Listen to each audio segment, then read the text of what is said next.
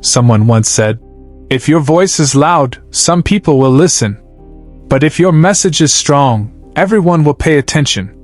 This is the story of a young man, just 24 years old, who lived a life marked by hardship and loneliness.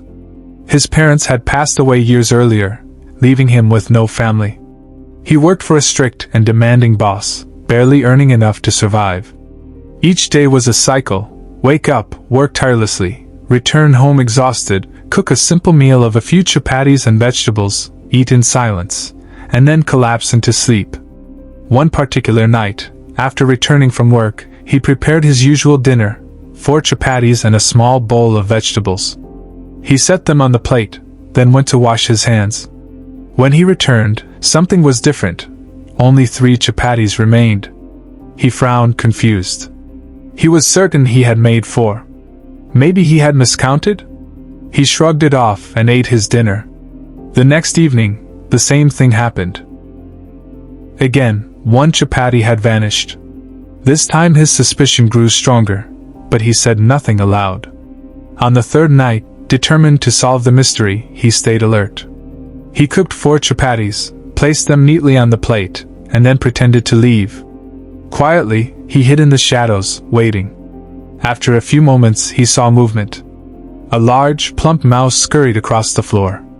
With quick paws, it snatched a chapati and tried to drag it away. The young man leapt forward and grabbed the mouse by its tail. But before he could strike it down, the mouse spoke. "Brother," the mouse squeaked, its small eyes glowing with an unusual light. "Why are you stopping me? I am not stealing. I am only taking what is written in my fate. This chapati is my share." The young man was startled, his grip trembling. "Your share? I can barely feed myself. I make 4 chapatis to survive, and each night you steal 1. Do you know how hard my life is? How little I have?" The mouse bowed its head. "I understand your pain. But I can guide you to someone who holds the answers to all questions, someone who can change the course of your life. His name is Gam Buddha. If you go to his ashram, he will show you the way." The young man thought deeply.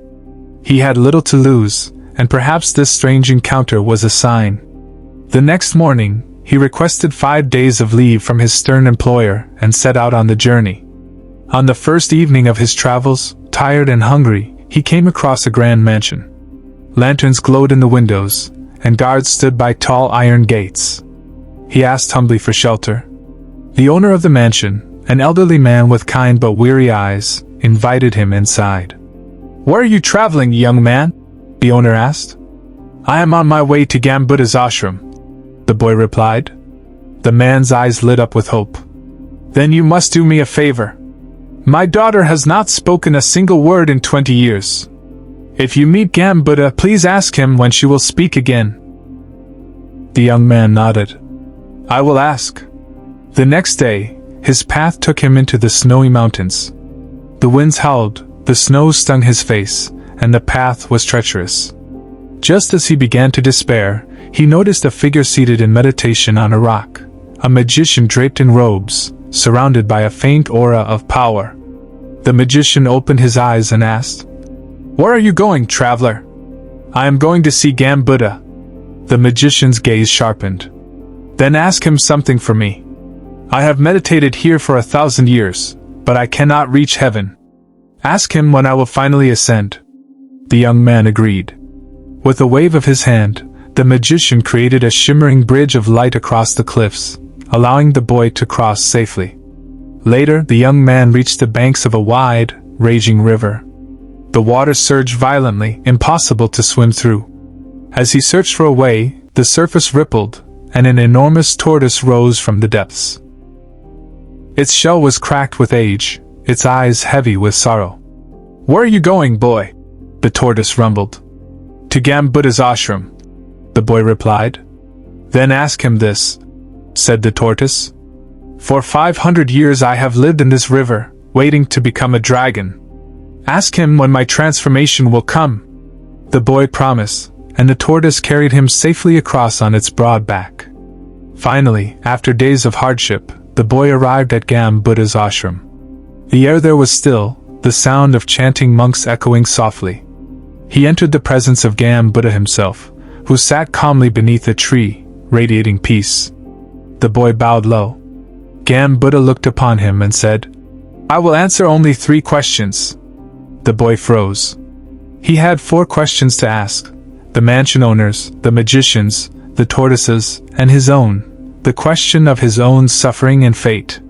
He wrestled with his thoughts, but in the end, he let go of his own need and chose to ask for the others. Gam Buddha spoke. "The daughter will speak the moment she marries. The magician will ascend to heaven once he releases his staff. The tortoise will become a dragon the day he sheds his shell." The boy bowed in gratitude and began his journey home. He returned first to the river. "Great tortoise," he said, "Gam Buddha says you will become a dragon when you remove your shell." The tortoise trembled, then slowly began to peel away the heavy armor it had carried for centuries. The moment it was free, its body ignited with light, stretching into vast wings. With a roar, it rose into the sky, transformed into a magnificent dragon. Before flying away, it left behind a shimmering pile of pearls on the shore. The boy gathered them and continued. Next, he reached the snowy mountains. The magician waited. "What did he say?" "He said you will reach heaven if you let go of your staff." The magician closed his eyes, sighed, and handed the staff to the boy. As soon as he released it, his form began to glow, and he rose upward into the heavens, finally free. Then the boy returned to the mansion. "Your daughter," he said to the old man, "will speak the day she is married." The owner wept with joy. "Then who better than you? You who brought us this message, you will be her husband." The wedding was arranged swiftly. On the day of their marriage, as garlands were placed upon their necks, the girl turned to him and whispered her first words. "You are the one who came to our house that night." And with those words, her silence of 20 years was broken. The boy's life had changed forever. He had wealth from the pearls, power from the magician's staff, and love from his wife. All of this had come not from seeking his own answers, but by choosing to help others along the way.